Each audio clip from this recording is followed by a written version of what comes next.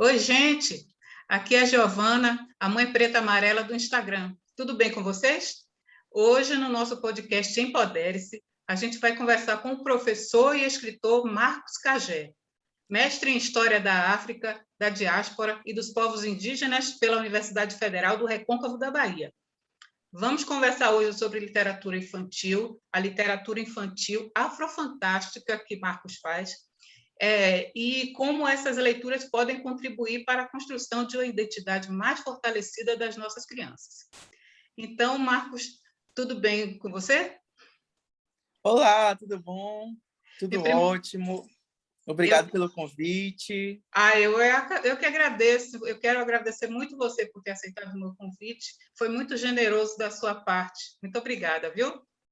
De nada, a gente está aqui para se fortalecer. A rede necessita disso. Pronto. Então, eu queria começar assim, que você definisse a sua literatura, né? O seu processo criativo. O que é essa literatura afrofantástica? É assim, essa literatura que eu nomeio como literatura afrofantástica é uma literatura que foi um processo de pesquisa, um processo de autoestima entre eu e essa literatura, essa literatura minha e de outros escritores. Eu denomino essa literatura, na verdade, acho que foi esse ano, acho que deve ter uns 2, 3 meses atrás, quando eu participei de um, de um seminário na Universidade do Estadual da Bahia, né, a UNEB, aí eu estava falando sobre, também me perguntaram o que é essa literatura afrofantástica, né? Aí eu estava explicando e tal, aí eu estava falando que eu não considero ela como um gênero. E aí uma professora que é de literatura e tal, ela disse que não, que eu deveria colocar que isso é um gênero e tal. Mas mesmo assim eu defino essa literatura como uma literatura de movimento, né? É uma literatura, eu disse a ela, não, porque é o seguinte, quando a gente fala de gênero literário, a gente tem que ter uma preocupação muito grande, por quê? Primeiro porque eu não sou teórico da área de linguística, né? Da área de literatura. Minha formação é em filosofia, é história da África. Daqui a 1 ou 2 meses eu estou me tornando pedagogo. Então, assim, então eu considero essa literatura como uma literatura de movimento. O que é essa literatura afrofantástica? Essa literatura que onde a persona negra, a persona negra feminina, né, masculina ou não binária, como a pessoa quiser se identificar, é uma literatura onde esse corpo preto ele se encontra dentro de um processo do realismo fantástico com o processo do desenvolvimento da sociedade.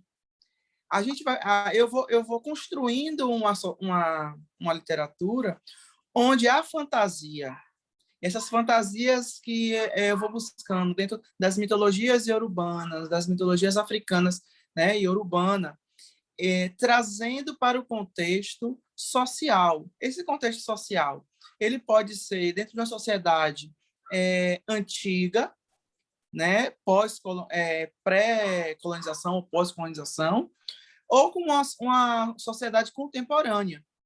Então, a gente vai pegando esses elementos onde se trabalha a questão da mitologia, a questão do folclórico, né? A questão da economia, da questão do meio ambiente, inserindo nessa literatura. Mas o processo que faz com que essa literatura seja afrofantástica é a persona negra. Ela é a personalidade, ela é o personagem, ela é a narrativa, ela é tudo que envolve esse corpo preto. Não que o corpo branco, indígena, asiático não esteja nessa literatura. Ele pode estar, mas a gente dá uma ênfase maior, como você acabou de dizer, como tem até o título do seu Podcast. podcast, do canal, né? Pode se chamar de Empodere-se. canal, né? Pode. Né? Canal, então, assim, empodere-se, fazer com que esse empoderamento, tanto feminino quanto masculino, quanto criança, ou quanto não binário, um homem não binário, um homem gay, uma mulher trans, ela se encontre nessa literatura. E ela é o que? Ela proporciona essa literatura diante de todo o contexto. Acabaria sendo também uma literatura que combate o racismo. Seria uma literatura de antirracista também, né? Porque quando você, mas sem se preocupar exatamente com o racismo. Necessariamente você não precisa colocar o racismo dentro da literatura para poder ser uma literatura fantástica. Ele pode até vir, mas como você coloca a persona, né? O indivíduo preto dentro dessa literatura, e ele é totalmente poderoso, ele domina, ele é presidente, ele é um mágico supremo, ele é um babolorixá, ele é um orixá, e está dentro de um mundo onde a gente gostaria que não existisse esse racismo. Eu creio que a gente, como eu, não tenho essa preocupação, eu tenho que escrever porque eu tenho que combater o racismo. Não.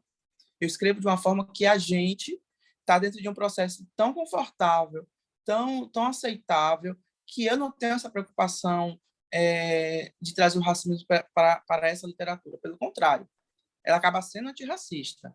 Mas eu tenho que me preocupar com algo muito maior, que é a questão de mostrar a cultura, o empoderar desse corpo preto dentro dessas narrativas afrofantásticas.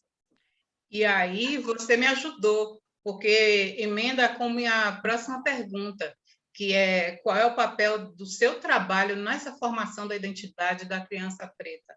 Porque eu até já estou imaginando que não é só para a criança preta, né? Para qualquer Não, idade. eu estou acabando me convencendo de que minha literatura é para a criança de 0 que está na barriga, porque eu já vendi tanto livro para grávida. Eu fico até contente, né? Que ela já começa a montar a sua biblioteca e me coloca dentro da casa delas também. Eu acabo dizendo que meu livro agora é de 0 a 100 anos. Mas daqui a pouco eu vou passar de 100, né? Porque aí tem muita gente passando de 100. Sim. Então, vamos botar de 0 a 200 anos. Mas por quê? Porque quando a minha literatura é para a família, né? É para a família preta. Todas as famílias, indígenas, brancas, asiáticas, europeias, mas eu escrevo pensando no meu povo, né?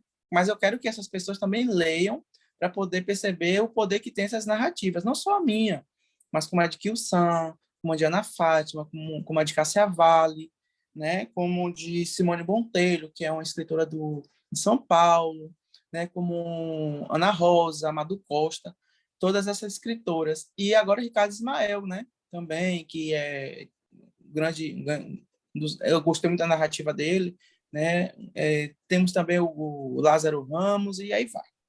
Então, quando a gente tem essas narrativas, fazer com que essas narrativas, seja para todas as idades. Por quê? Normalmente, quem vai mediar essa literatura é os pais, porque ele vai ler antes de comprar o livro, né? Ele vai folhear, ele vai saber o que é sinopse, ou ler todo, ou ler junto com o filho. Vai ser o professor, o pedagogo, a professora, que vai estar em sala de aula utilizando esse material como material paradidático. Vai ser contadores de histórias, que vai reproduzindo esses encantamentos orais, né?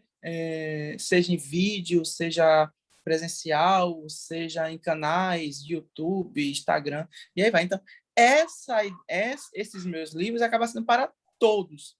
E é muito importante porque é a partir desse momento que a gente tem que entender que ainda é muito difícil de compreensão da sociedade leitora. Algumas pessoas ainda tá começando a perceber a importância que tem a literatura infanto-juvenil, seja juvenil ou seja infantil. Essa literatura ela é muito importante. E para a gente, preto, ela é muito maior, essa importância. Por quê? Porque nós somos muito invisibilizados, nós somos muito silenciados dentro do mercado editorial. Então, quando se tem um livro meu, de Ana Fátima, de Cássia Vale, estou falando dessas duas baianas, é importante porque a construção de identidade dessa criança acaba começando pela leitura. Não se ensina sem ler, né? Porque quando eu falo não ensina sem ler, eu estou falando também da oralidade, né? Normalmente, quando a criança está em fase de letramento, a professora está lendo, a professora está contando uma história, seja oral, seja ela lendo o próprio livro. Então, a importância é muito grande, principalmente para a criança preta, porque nós temos um campo editorial muito, muito feroz,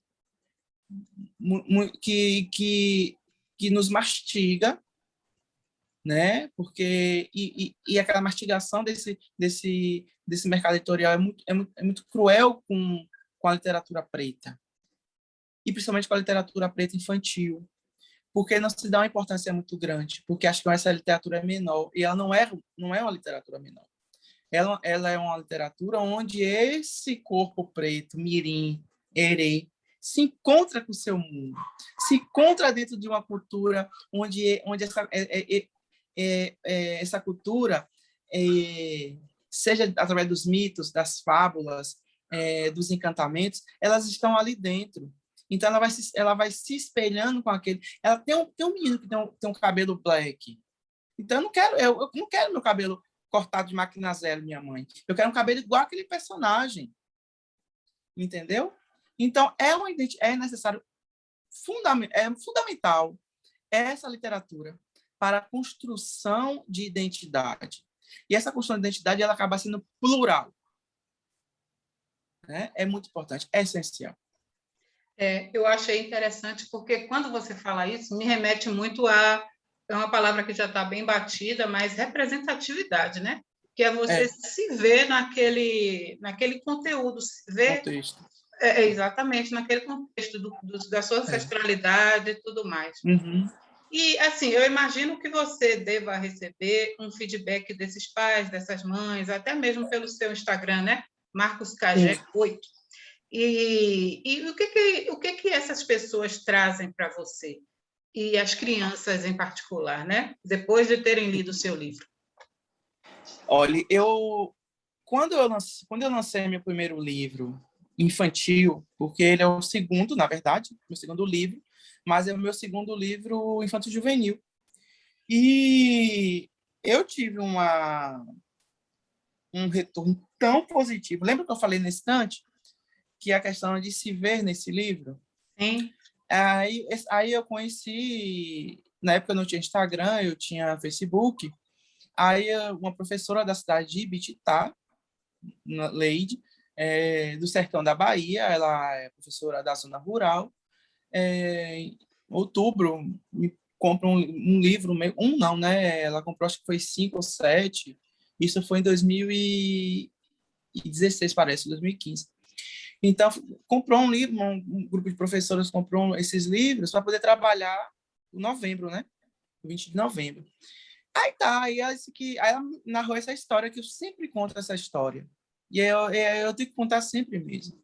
Aí ela tava aí pegou meu livro, porque ela fez um trabalho enorme. Ela não só fez a contação de história, fez desfile, fez ilustração, as crianças ilustraram, fizeram exercício, fizeram desenho, fizeram um monte de coisa com o livro.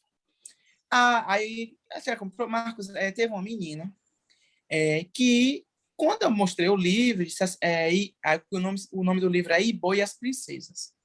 Aí a menina, mas professora, não existe princesa preta? Ah, não acredito. Ela existe, olhou. Ela ficou encantada, ficou radiante. Aí começou a trabalhar, né? Naquele dia, bonitinho tal, fez uma contação, eu não lembro foi o que ela fez, tal, exatamente nesse dia. Aí ela disse que, tá, no outro dia, a menina disse que a menina vivia com cabelo preso. E, de repente, ela chegou no outro dia na escola, professora, olhe para aí. Ó, professora, olhe para mim. Eu estou com meu cabelo igual a das princesas. Sensacional. O cabelo das princesas era partidinho do lado, meio um blackzinho e tal. Aí, ó, para aí. Aí ela me contou isso. Aí eu disse assim, é verdade. Se Bo nasceu, se não fizer sucesso, não fizer, muita gente não gostar, mas ele nasceu para ajudar essa criança. Valeu Então, a pena. esse foi o meu primeiro feedback. Aí eu tenho outros feedback de professores, feedback de pais, feedback de contadoras de histórias, e de todos os meus livros. Agora mesmo, o meu último lançamento, que é Macória, a Pequena Princesa. Gente, eu tive tanto... Claro, eu vou encontrar no meio do caminho, óbvio, eu devo encontrar gente que não gosta da literatura, acha assim e tal, mas até agora eu não encontrei, não. Eu espero que quando eu encontro, eu tenha maturidade afetiva, maturidade emocional para aceitar a negativa dessa pessoa, né? Mas eu não posso aceitar exatamente porque minha literatura é toda baseada em pesquisa, eu pesquiso o nome das crianças, dos pais. Era essa a minha próxima pergunta. Como Já estou pulando as perguntas. Você tá que tá. Como você chega aos seus personagens assim? Você faz uma pesquisa, isso vem do seu estudo? Como é que funciona? Aí eu vou responder agora, mas vou fechar o outro. Tá. Então tem muitas. Então eu fico muito realizado de crianças que eu participei agora esse ano de um programa de uma chamado Instituto Anastácia, onde eles ganharam o edital e fizeram compraram os livros, fizeram encontros com autores dos livros. Aí eu tive um encontro com os alunos do Instituto.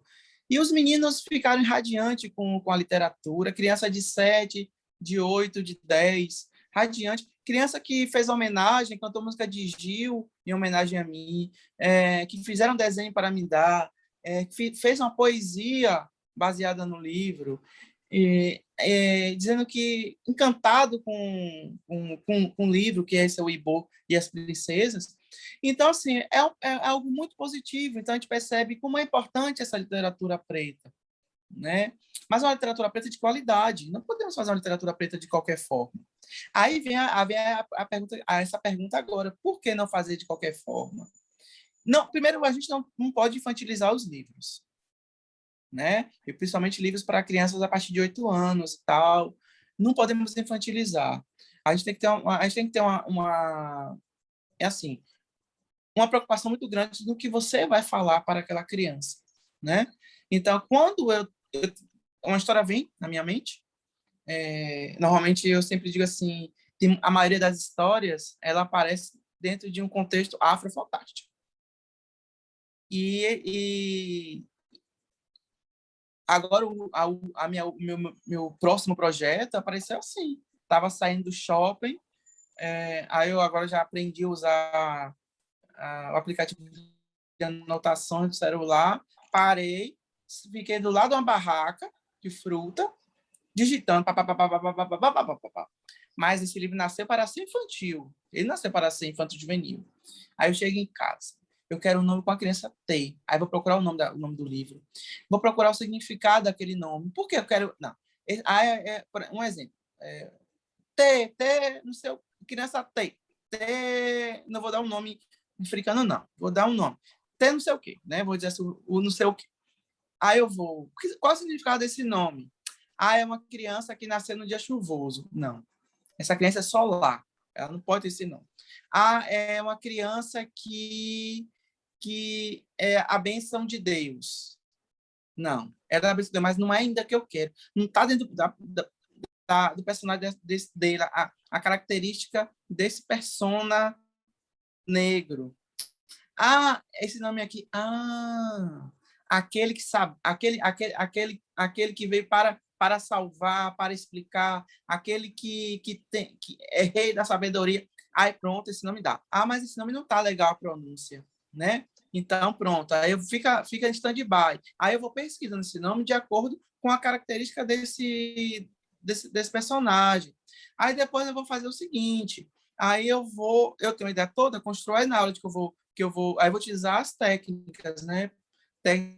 Técnica de tempo e espaço, para que a pessoa compreenda o raciocínio da narrativa, onde se passa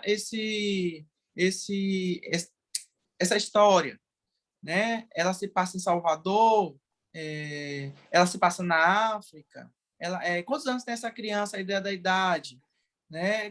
Então, assim, a gente vai construindo isso, formando para ter uma construção de um personagem mais equilibrado e tal.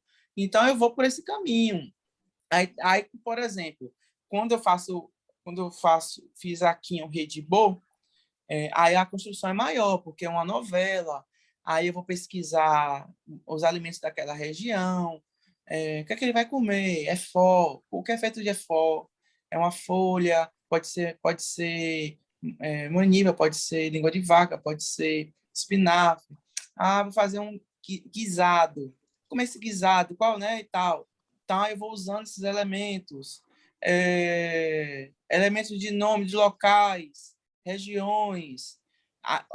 Eu faço homenagem a algumas etnias, outras eu crio, porque é ficção, né? Aí eu faço etnia da Ibo, etnia Grunce, ou Gurunci, né? São etnias que existiram e existem. A nação Grunce hoje é situada em Gana. A Ibo é situada na Nigéria, e uma região pega bastante, é bem conhecida, né? Não sei se é uma das maiores, mais ou menos. Eu não sei questão de proporção, é, é, tipo, quantidade de pessoas e tal. Mas é assim que eu faço, pesquisa. Agora mesmo que eu estou pesquisando fazer a sequência de Aqui um Rei de Boa, eu fiz uma pesquisa mais minuciosa sobre os alimentos, que tipo de alimento aquele. Aí eu vou dando uma receita.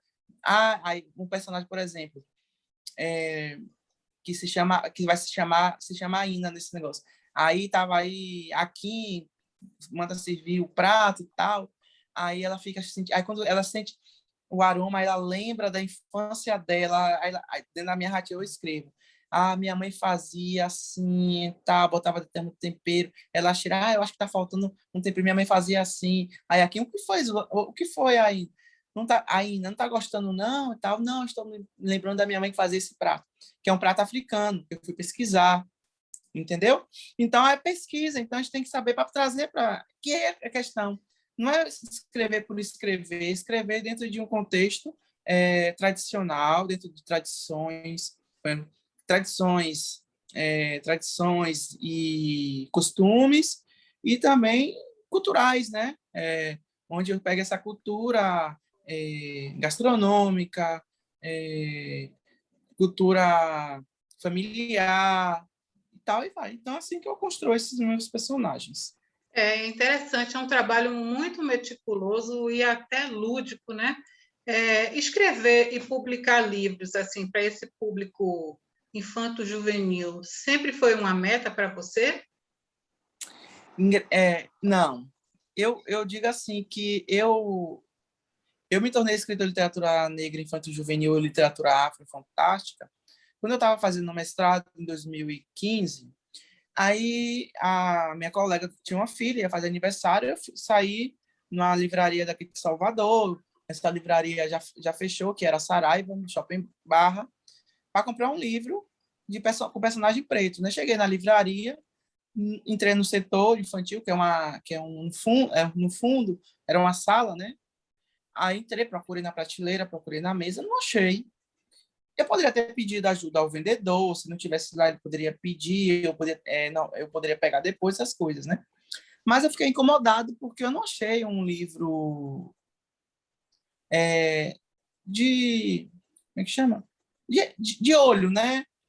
Eu procurei, mas não achei. Onde estava esse livro? A mesma Não coisa que tinha acontece com as bonecas, né? Você vê lá uma ou isso. outra e tal. Aí, assim, será que tinha algum livro estava nas prateleiras, né, enfileirada lá por dentro, eu não achei. Aí saí com aquilo na cabeça. Aí eu disse assim, lembrei, tem uma ilha que tem livros. Eu pensei comigo mesmo, eu vou lá. Aí quando eu chego lá, que maravilha, mais barato. Tem livro de 10, na época de 5, de 10, de 15. Pronto, vou ver se acho de 5, claro, né? Mais barato. Claro. Aí procurei nada de achar. Aí vi aquela mesa, só tinha a princesa branca, princesa loura, princesa ruiva, princesa com cabelo preto. Aí sim, aí o meu, né, da Disney, personagens que não era da Disney, com pai, com mãe, e não tinha um preto. Aí você poderia ter comprado um livro barato, de R$ 5, um livro de fábulas, né? Com animais falantes e tal, personagem com animais. Eu fiquei muito chateado e não comprei. Comprei para ela uma caixa de chocolate, levei, e aquilo ficou na minha cabeça. Aí, quando chegou no domingo, aí Ibo aparece. Ele se desperta,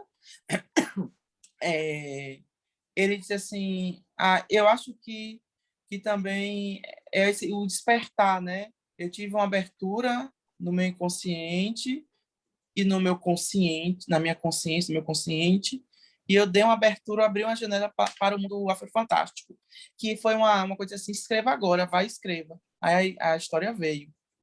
A história veio, veio, e Boa é um livro que ele é de tempo, né? É porque ele tem um princípio que não tem nada a ver com as princesas ainda.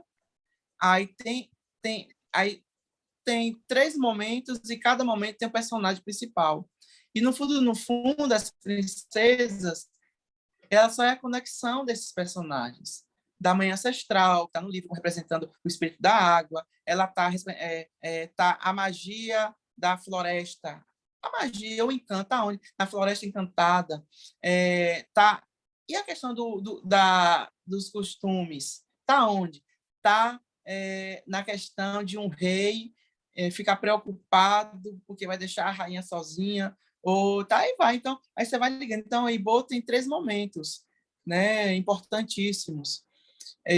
Então, você vai construindo. Então, ele veio de uma forma que ele veio assim: Ibo e as princesas. O personagem principal é as princesas. Não, né? A história se mexe, se movimenta por causa delas. Mas tem um momento que elas nem existem ainda. Elas ainda nem nasceram, né? Então, é muito bonito. Então, para mim, foi muito mágico.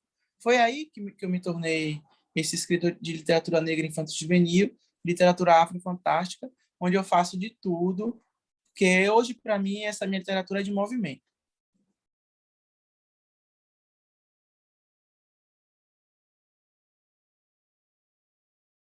E como é que eu faço para comprar seus livros, hein, Marcos?